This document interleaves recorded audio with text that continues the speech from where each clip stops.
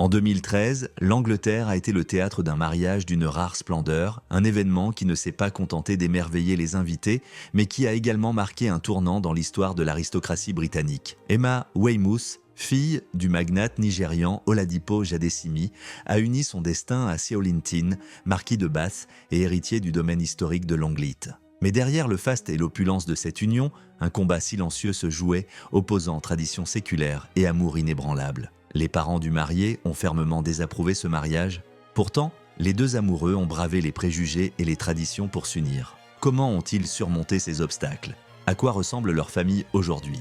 Restez avec nous pour découvrir cette incroyable histoire. Avant de poursuivre, n'oubliez pas de vous abonner à notre chaîne et d'activer la cloche pour ne manquer aucune de nos vidéos. Dès l'annonce de leur fiançailles, la pression familiale et sociale s'est abattue sur le couple. Emma Weymouth ne correspondait pas aux attentes de la haute aristocratie britannique. Non pas en raison de son éducation, elle avait grandi à Londres et fréquenté les meilleures écoles, mais en raison de ses origines. Elle allait devenir la première marquise d'origine africaine du Royaume-Uni. Un fait qui, pour certains, était perçu comme une rupture avec une lignée vieille de plusieurs siècles. Malgré les réticences et les oppositions, le grand jour arriva. Dans le cadre majestueux du domaine de Longleat, un manoir élisabétain entouré de vastes jardins et d'un parc safari privé, 355 invités triés sur le volet ont assisté à la cérémonie.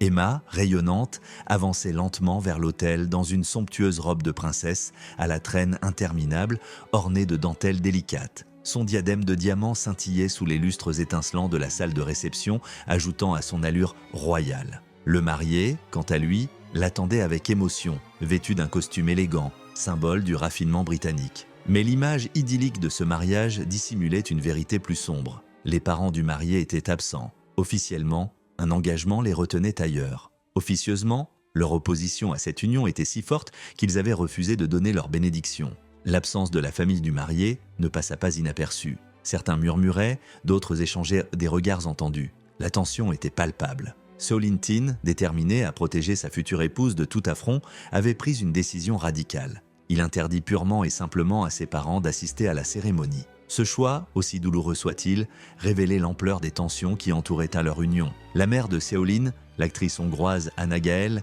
n'avait pas caché son opposition. Lorsqu'elle apprit les fiançailles de son fils, elle aurait lancé, d'un ton glacial, « Es-tu certain de vouloir mêler notre lignée vieille de 400 ans ?» Ces mots résonnèrent comme une condamnation implicite.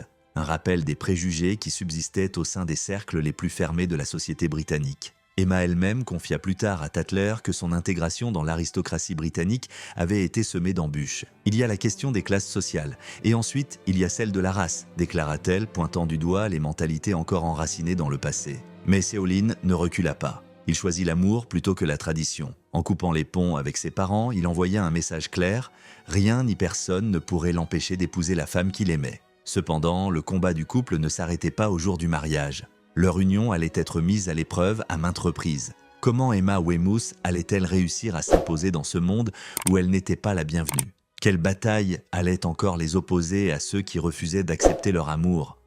Après son mariage, Emma Weymouth est devenue la première femme noire britannique à intégrer la noblesse anglaise. Le couple s'est installé dans le somptueux domaine de Longleat, un manoir historique datant du XVIe siècle, orné d'une décoration traditionnelle et estimé à près de 200 millions de dollars. Ce lieu exceptionnel ne se contente pas d'être une résidence familiale, il abrite également un parc safari privé, l'un des plus célèbres du Royaume-Uni. Dans une interview, Emma a confié à quel point il était fascinant de vivre entouré d'animaux sauvages. C'est incroyable d'entendre les lions rugir puissamment à 23 heures, c'est complètement fou. Les otaries aboient en écho à leurs propres cris et parfois on entend même les hurlements des loups. Un an après leur mariage, le couple a accueilli son premier enfant, un fils prénommé John Alexander. Cependant, cette grossesse a été extrêmement éprouvante pour Emma, qui a souffert d'une grave maladie neurologique. Son état de santé s'est rapidement détérioré, provoquant des douleurs intenses. Les médecins ont même qualifié sa survie et celle de son bébé de véritables miracles. Face à ces complications, les médecins lui ont fortement déconseillé une seconde grossesse, la prévenant qu'elle pourrait ne pas y survivre. Pourtant, Emma et Seolin rêvaient d'avoir un deuxième enfant. Déterminés à agrandir leur famille, ils ont pris une décision audacieuse, faire appel à une mère porteuse. Nous étions inquiets de la façon dont les gens réagiraient à cette nouvelle, a confié Emma. Mais je voulais qu'ils comprennent que ce n'était pas une question de caprice ou de confort. Ce n'était pas un choix frivole, mais une nécessité absolue. Le couple s'est rendu aux États-Unis où la législation sur la gestation pour autrui est plus avancée. En septembre 2015, ils ont trouvé une femme prête à les aider. Et en 2016, leur deuxième fils, Lord Henry, est né. « Nous avons une immense gratitude envers cette femme », a déclaré Emma. « Mais j'ai toujours ressenti que cet enfant était le nôtre, même si elle en a pris soin pour nous. Nous sommes simplement reconnaissants envers quelqu'un qui a fait preuve d'une telle générosité. » Avec 2 enfants et une vie de famille comblée, Emma ne s'est pas arrêtée là. Son ambition l'a toujours poussée à sortir des sentiers battus. Passionnée de mode depuis son plus jeune âge, elle avait travaillé comme mannequin avant de se marier. 3 ans après la naissance de son deuxième fils, elle a décidé de relever un nouveau défi. Participer à Strictly Come Dancing, l'émission britannique phare de danse. J'ai toujours adoré regarder Strictly chaque week-end et je n'arrivais pas à croire que j'avais la chance d'en faire partie, a-t-elle confié. Je savais que ce serait une aventure inoubliable du début à la fin. J'avais hâte d'apprendre à danser et de porter ces magnifiques costumes. Sur scène, Emma était resplendissante et captivait le public. Cependant, son parcours dans l'émission a été terni par une controverse. Un scandale lié au vote aurait éclaté, impliquant un responsable du domaine de Longleat, jetant une ombre sur sa performance. Malgré cet incident, Emma Weymouth reste une figure emblématique, alliant élégance, modernité et détermination, prouvant qu'il est possible de briser les conventions tout en restant fidèle à ses rêves. Emma Weymouth ne s'est jamais contentée du simple rôle de marquise ou de mère de famille. Avec une ambition sans limite et une vision avant-gardiste, elle a su s'imposer comme une figure incontournable du monde du luxe, de la mode et de la gastronomie. Déterminée à laisser son empreinte bien au-delà des salons aristocratiques et britanniques, elle a fondé Mrs Kitchen, une marque dédiée à l'art de vivre et à l'alimentation saine. Dans ce projet, Emma a su habilement conjuguer son amour pour la cuisine traditionnelle et son goût pour l'innovation. Inspirée par ses origines britanniques et nigérianes, elle propose des recettes raffinées où se mêlent les saveurs de son héritage familial et les tendances gastronomiques contemporaines. Son objectif ? Offrir des plats sains et élégants, tout en valorisant une cuisine équilibrée qui célèbre la richesse des cultures. Ses créations, à la fois gourmandes et nutritives, séduisent une clientèle exigeante en quête d'authenticité et de raffinement. Mais son influence ne s'arrête pas à la gastronomie. En 2018, Emma a franchi un nouveau cap en intégrant l'équipe prestigieuse de British Vogue en tant que rédactrice mode. Grâce à son sens aigu du style, son élégance naturelle et sa connaissance intime du monde du luxe, elle a rapidement conquis le cœur de l'industrie. Dans ses chroniques, elle met en lumière les nouvelles tendances, les créateurs émergents et les icônes de la mode, tout en insufflant sa propre vision d'un chic intemporel et moderne. Fidèle à son image de femme active et influente, elle partage avec ses abonnés des instants de son quotidien fastueux. Soirées mondaines, voyages exclusifs, collaborations avec des maisons de haute couture, chaque apparition d'Emma est une véritable leçon d'élégance et elle ne manque jamais de captiver l'attention des médias et du public. Emma et Seolin Tin ne sont pas seulement des figures aristocratiques, ils sont aussi des acteurs incontournables de la haute société britannique.